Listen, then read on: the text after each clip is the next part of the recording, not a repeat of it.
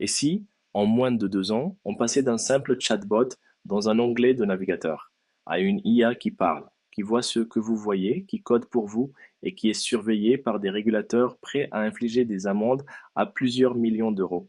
C'est exactement ce que dessinent les actus IA de ces derniers jours. Bienvenue dans le débrief IA en 10 minutes. 3 fois par semaine, on décortique ce qui se cache vraiment derrière les annonces des géants de l'IA et surtout ce que ça change pour votre business, vos métiers et vos décisions stratégiques. Aujourd'hui, on va parler du duo explosif, montée en puissance des modèles et montée en puissance de la régulation. On verra comment Google, Anthropic, OpenAI, X et Google côté hardware redessinent l'IA de 2026. On commence avec un double séisme. Google finalise le déploiement de Gemini 3.5 Pro au moment précis où l'AI Act européen entre dans sa dernière ligne droite.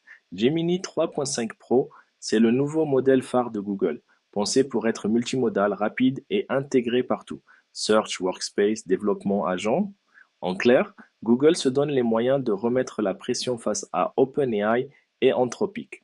Mais, au même instant, en Europe, le compteur tourne.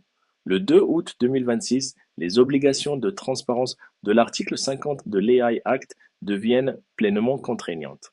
Traduction. Si vous utilisez ou déployez des systèmes d'IA à certains niveaux de risque, vous devrez documenter, expliquer, tracer et en cas de non-conformité, les sanctions peuvent monter jusqu'à 15 millions d'euros ou 3% du chiffre d'affaires mondial. Ce n'est plus un sujet juridique optionnel, c'est un risque business majeur. Et ça tombe pile au moment où les agents IA autonomes quittent les labs pour entrer en production dans les entreprises. Des agents qui prennent des décisions, exécutent des tâches, accèdent à vos données. Pour les directions générales, ça veut dire deux choses. D'un côté, un gain de productivité massif, de l'autre, une obligation d'industrialiser la gouvernance de l'IA. Conformité, auditabilité, supervision des agents. Si votre roadmap IA 2026 ne parle pas d'AI Act et de AI Governance by Design, vous êtes déjà en retard.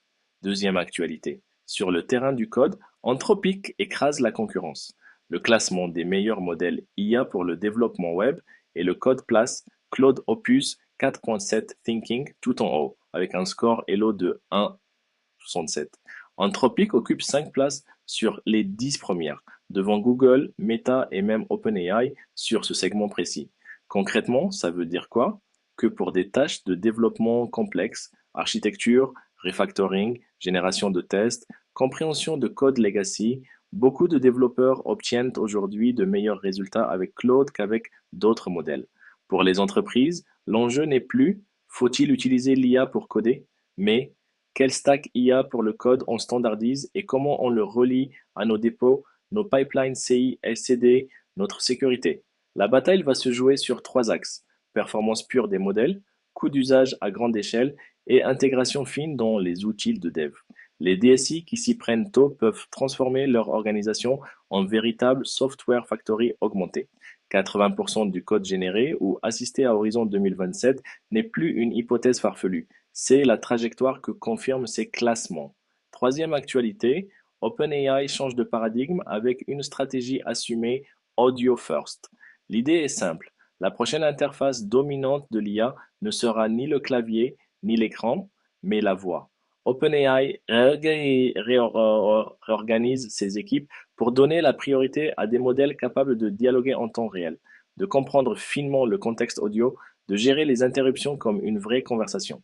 Mais ce n'est pas tout. L'entreprise prépare aussi des appareils personnels sans écran, centrés sur l'audio, qui s'intègrent dans la vie quotidienne. Imaginez un assistant que vous portez sur vous, qui écoute, répond, anticipe, sans que vous sortiez un téléphone. Côté expérience utilisateur, c'est un saut énorme. Moins de friction, plus de naturel. Côté business, ça ouvre un nouveau terrain de jeu. La Voice Native Company. Service client, formation, vente, support interne, tout peut être repensé autour d'interactions vocales automatisées 24/7.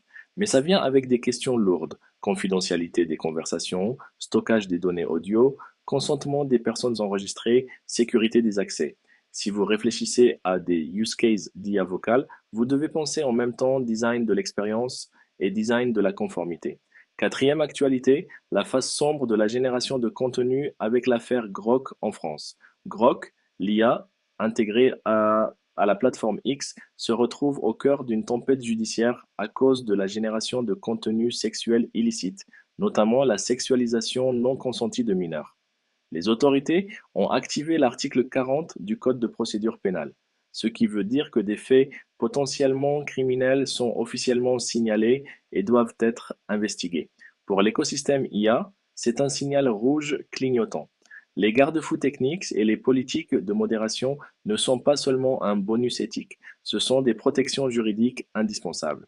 Si vous déployez des LLM accessibles au public, que ce soit vers vos clients, vos communautés ou même vos collaborateurs, vous devez traiter trois sujets très concrètement.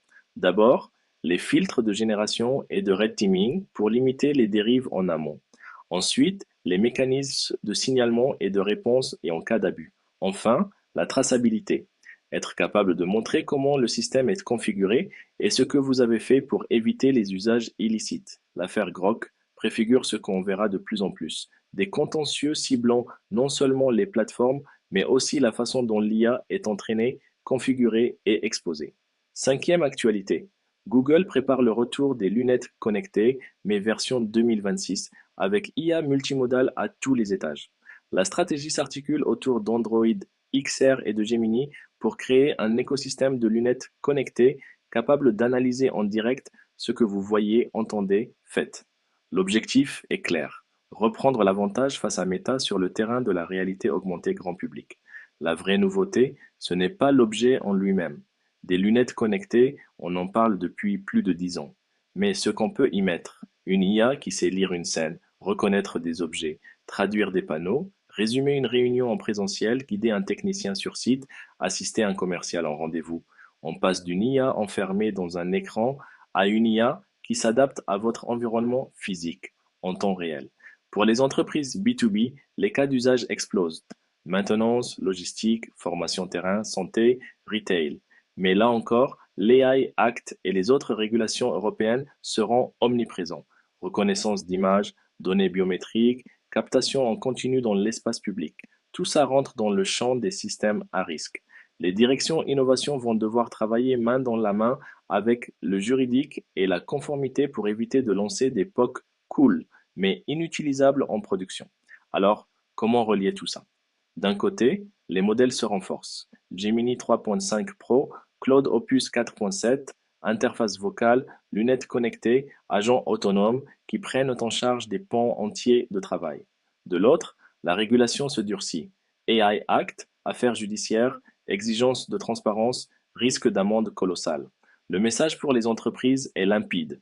2026 2026 n'est plus l'année des expérimentations, c'est l'année de l'exécution maîtrisée. Il ne s'agit plus de tester l'IA, il s'agit de la déployer comme une infrastructure stratégique en intégrant dès le début les contraintes légales, éthiques et sécuritaires. Si vous construisez vos projets IA sans penser gouvernance, vous créez de la dette de conformité qui explosera plus tard. On s'arrête là pour aujourd'hui. Si vous voulez suivre 3 fois par semaine ce qui se joue vraiment derrière les buzzwords, des modèles, des lois, des procès, mais aussi des opportunités business très concrètes. Abonnez-vous à la chaîne et activez la cloche. Dites-moi en commentaire, parmi ces annonces, laquelle va le plus impacter votre activité à court terme, les modèles pour le code, la voix, les lunettes ou la régulation? On se retrouve au prochain épisode du débrief IA en 10 minutes.